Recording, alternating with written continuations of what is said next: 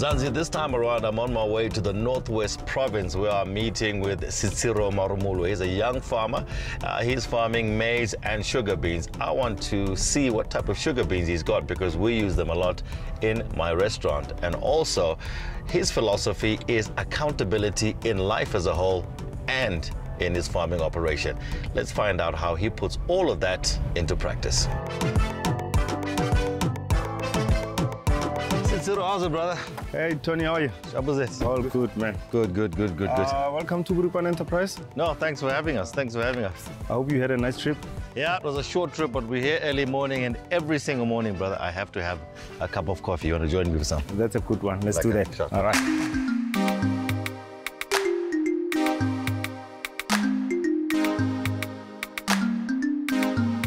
So, Seitshiro, your grandfather or your grandparents, they played a big role in you ending up on a farm. Tell me why. My grandfather was one of the greatest farmers in his era. He was one of the top maize producers in his era. It's just unfortunate that both his children, which is my mother and my uncle, they didn't want to, follow his footsteps. Yeah. And as a grandson, I saw a need. Now, he was farming on 10 hectares of communal land. Yes. Yes, and you continued farming on that same piece of land, but you did more than that. Talk to me about that. Having understanding business with my background, at that age, having the energy to grow as well, 10 hectares just didn't do it for me. It was not challenging enough, if I can put it that way. It started from 10 hectares, started renting out other 10 hectares from other community members. Then there was a need that came about applying for a farm from the Department of Rural Development as well. Yeah. Okay, so what were you growing at that time? I started growing sunflower, but I've been a beans producer from those ages as well. I mean, from as far as 2009. So now this is back at the time when maybe you could have been doing many other different things. I mean, you studied finance and so forth. Why did you stick to the land? My background in finances, my background from a farming community, my grandfather being an inspiration, and me working for a company like NWK back in those days, running a developmental program for, our farmers. I then added 1 and 2 together. I've got resources, there's a bit of land. Yeah. There's a business exposure from what I'm doing and from my studies as well. And I had all the resources. Why not? It made sense to you. Perfect sense. Okay, Perfect sense. Acquiring loans for an agribusiness, there are pitfalls. What are those pitfalls? What do you take out of it? There's many factors that plays a role on that particular one. Rainfall is one of the reasons that can create setbacks. Mismanagement can create setbacks. I've learned through time that being persistent and making sure that you do not, you stay focused on the end results. That's the major thing that works for me. What sort of assets would you advise somebody to go and acquire under borrowed funds? Productive assets. Your tractor. That's a machine that operates, that brings about money. Any productive assets, I would advise any other person to go. But buying a vehicle, a sports car on a production loan, on a loan, doesn't really work for me. It doesn't really work. That's actually very good advice. Talk to me about your family. You've got 3 young boys. Are you also working with your wife? Speak to me about that. I was blessed with 3 boys. Hopefully, they will take over one day. I'm trying to teach them as early as they are. My wife is very supportive. She has been there through thick and thin. There were tough seasons. We've had drought years, and we had to survive. So we're more about survival than living the lavish life, being out there and living the life when things are good. Yeah. Because you know what they say, you've got your rainy years and you've got your dry years. So we're making sure that we focus on sustaining the business and sustaining ourselves. And then the rest, we're just happy being alive. My husband is a loving person. He loves his family, loves his kids and his wife. And I know when it's spring or harvest, I don't have a husband. I would feel like I'm a single parent. My husband will always be at the farm, maybe planting or harvesting. So I just have to be patient with him because that's what he loves and I have to love what he loves. Ek wil 'n boer soos my pa word. Ek wil boer want dit is lekker. Jy kan plant, jy kan koeie melk, skape help groei. Ek kan plant mielies en boontjies en sommerblomme. This is a tough industry. Agribusiness is very tough. How important is it to have a partner who's fully supportive? Yeah, very important. I've got a mentor in Delmas, in Mpumalanga, Uamkali Skuman, a very, very great man. He taught me, go and take care of your relationships and the money will follow you. I believe that statement fully. I have personally invested in relationships more than I would invest my time and energy on profitability. If you've got the right partners in your working system, I can tell you, it's just a matter of time. The money will just flow in. I need to be accountable of every action that I take. You know, my downfalls are my downfalls. My success is my success. I cannot blame it on the bank because they declined my loan. I cannot blame it on the market because prices are down. I cannot blame it on government because they did not approve my farm application or my input applications. So I've got the responsibility to farm. I've got the responsibility to take myself through the process, and I've got the responsibility to make myself successful at the end of the day. That's very important for me. 100%. Don't blame everybody else on anything else. All right, fantastic. Listen, I'm curious. I want to see the rest of the farm. Are you ready to take me through? We're spending the whole day here. Fantastic. Cool. Great stuff. Let's do that.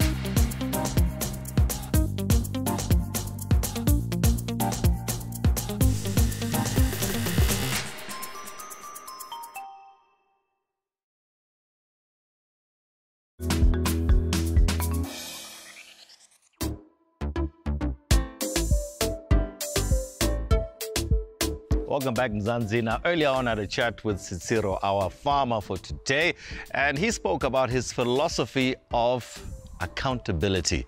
I want to find out now how he puts that philosophy into use on a daily basis as he grows all of this and more. So, Seitshiro, we're looking at your product here, or what you want to be your end product, which is beans. Why beans? Beans for me are more profitable than other crops that I could also plant. I can reinvest a lot out of beans that I can on other options that I have. So that's the main reason for me. I can work continuously on beans. I love the fact that I work continuously. I can relate. You know, they're more like a friend to me. More like a friend. Yeah. What type of beans are you farming?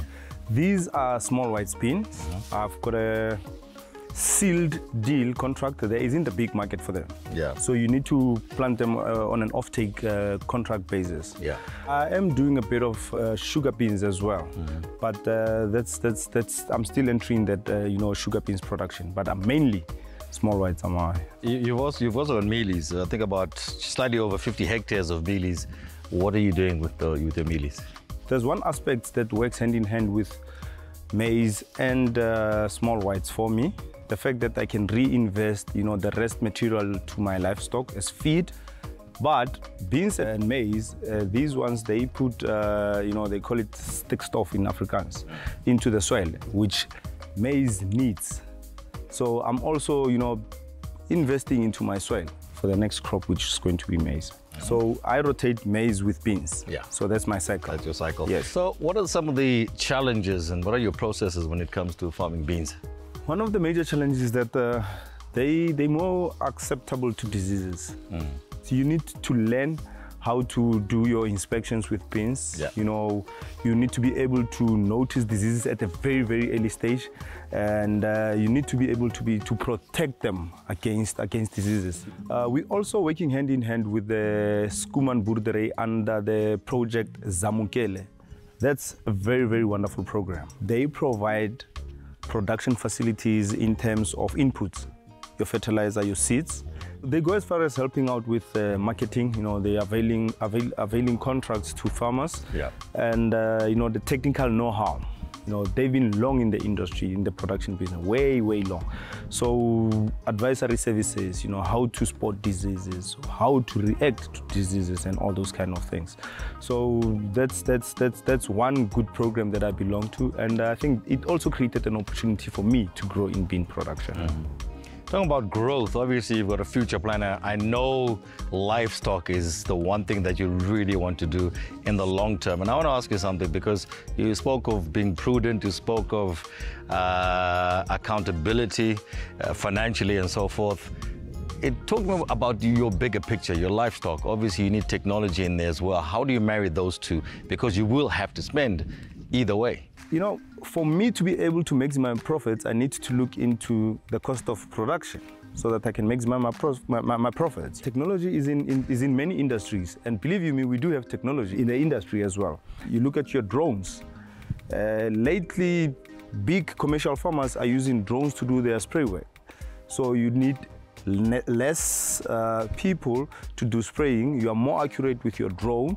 You don't need a tractor that uses both diesel and you know, wear and tear, all those things. So that's where you start saving money.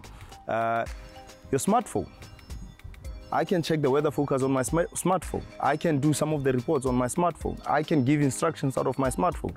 I can talk to my chemical supplier out of my smartphone. I can check the market prices on my smartphones as well. You know, your GPS systems. Yeah.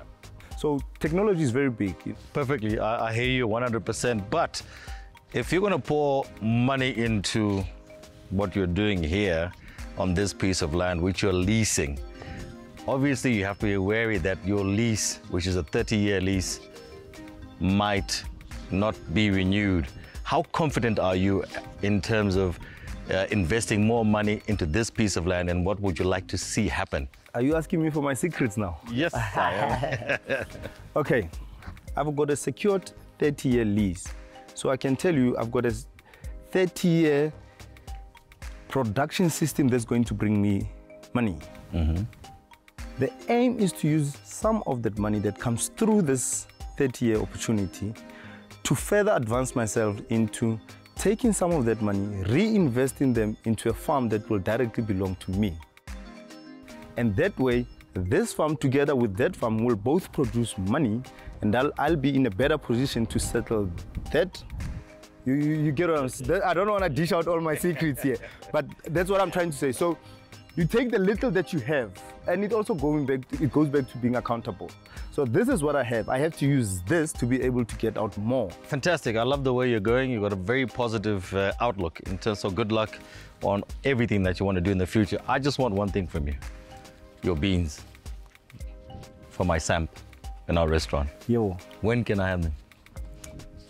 Not too far from now. We are about to start harvesting. As you can see, these ones are brown already. I love some myself, and I do come to Joburg now and again. I'll definitely make a turn there, and I just hope by the day I get there, it will be my beans on your samp. Yeah, well, you better hurry up and harvest. I'll stock them. Great stuff. All right, man. Cool, brother.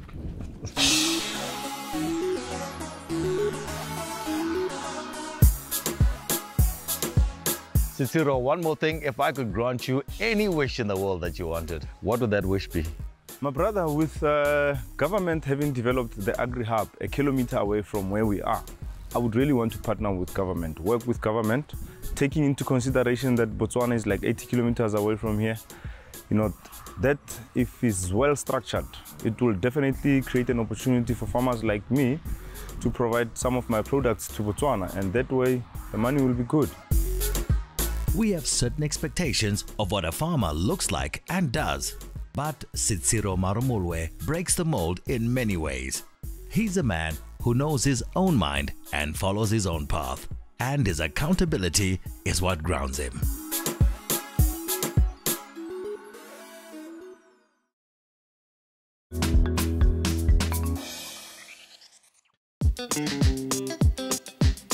Welcome back, Mzansi, to African Farming. Good to have you with us. Now, it's all about your attitude, not your aptitude, that will determine your altitude.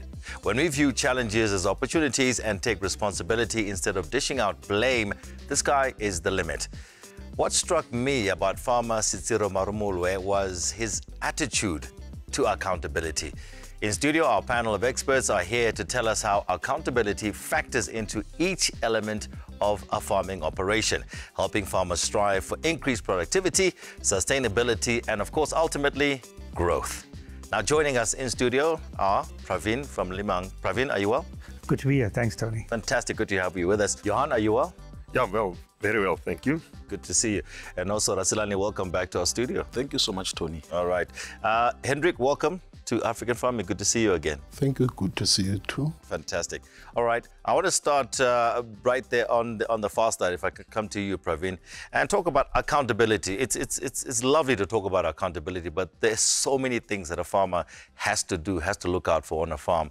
What for you are the key things in general that a farmer has to be accountable for on a personal level? Sure, Tony. Look, I mean, ultimately, the farmer is responsible for everything that goes on in the farm.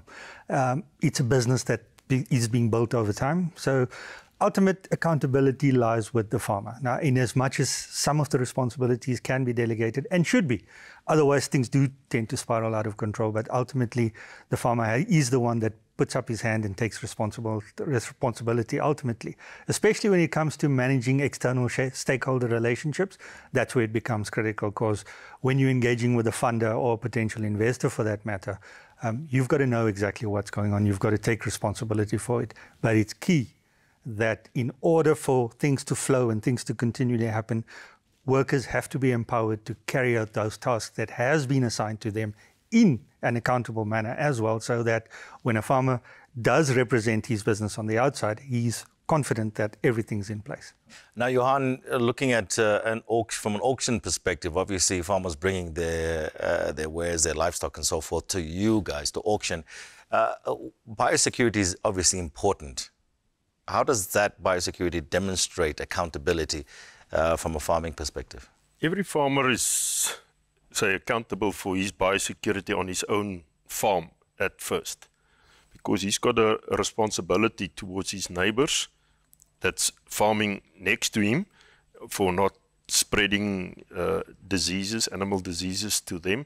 And in the same manner, he's also responsible for the health or the spread of diseases to a buyer, either through auction or say at a direct sale. So he must have his biosecurity levels in place before he can sell animals at an auction. 100%. Rasilani, not every farmer is a vet. In fact, most farmers are not vets, but surely there must be an element of accountability in terms of looking after his animals or his or her animals, health. Definitely, Tony. We aware of that, and the one thing that I would mention as something that we expect from the farmer, from the accountability perspective, is that farmers are expected to observe their animals on a daily basis. When they observe their animals on daily basis, they will be able to see what is normal and what is abnormal, and from there they can seek a further veterinary intervention. Hendrik, let's bring in the suppliers now, because we're talking about the farmers' accountability here. Surely the suppliers themselves also have some sort of accountability towards the farmers.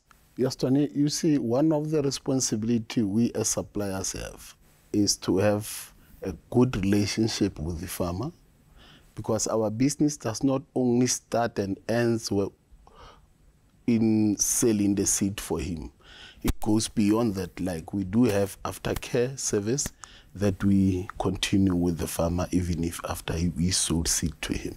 I've known Seitshiro for some time back.